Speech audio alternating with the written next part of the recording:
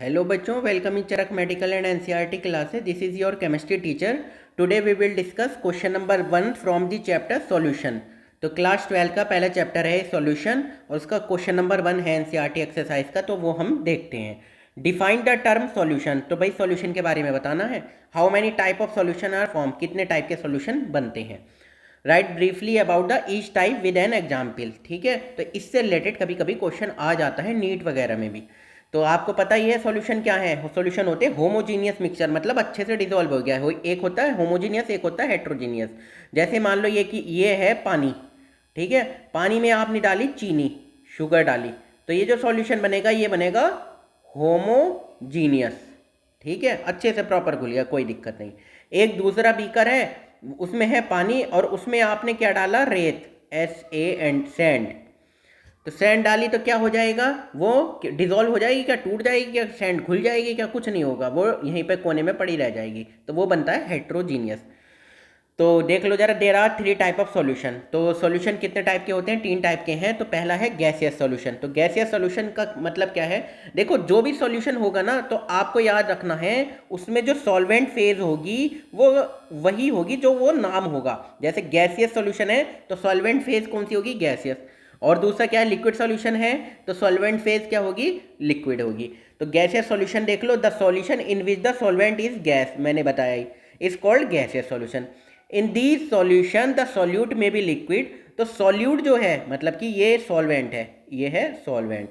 तो सॉल्वेंट क्या है, गैस है. तो अब जो सॉल्यूशन है, सॉल्यूट क्या होगा, या तो उसमें लिक्विड होगा, हम सॉल्यूट की तरह लिक्विड डाल सकते हैं सॉल्यूट, या सॉलिड डाल सकते हैं, या गैस डाल सकते हैं. For example a mixture of oxygen and nitrogen gas is a gaseous solution. तो ऑक्सीजन और नाइट्रोजन गैस क्या है, गैसियस सॉल्यूशन है. क्यों, सॉल्वेंट भी गैस है और सॉल्यूट भी गैस है.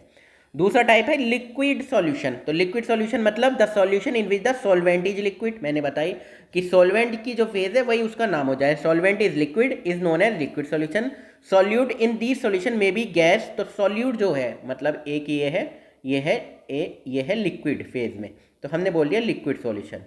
सॉल्वेंट क्या है, लिक्विड फेज में, लिक्विड सॉल्यूशन हमने बोल दिया. अब इसमें जो डालोगे आपने, इसमें जो डालना है, तो वो कुछ भी हो सकता है. सॉल्यूट क्या हो सकता है, गैस भी हो सकती है, लिक्विड भी हो सकती है और सॉलिड भी हो सकता है.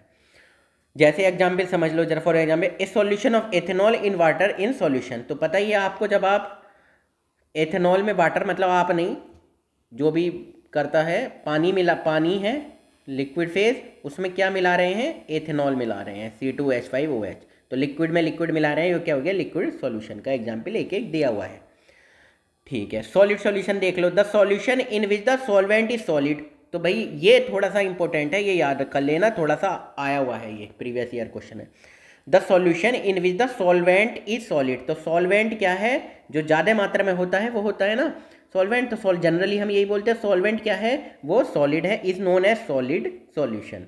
द सॉल्यूट में बी गैस. सॉल्यूट गैस भी हो सकता है, लिक्विड भी हो सकता है और solid. Example A solution of copper in gold is a solid solution.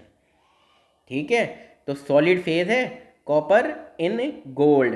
तो ये गोल्ड की फेज है, गोल्ड क्या है, सॉलिड फेज में, और सॉलिड में सॉलिड ही मिलाया जा रहा है, तो सॉलिड सॉल्यूशन ये बन गया है. कुछ भी मिला सकते हैं ना, सॉल्यूट तो कुछ भी हो सकता है. सॉल्यूट में भी गैस हो सकती है, लिक्विड हो सकती है और सॉलिड हो सकता है. ठीक है बच्चों.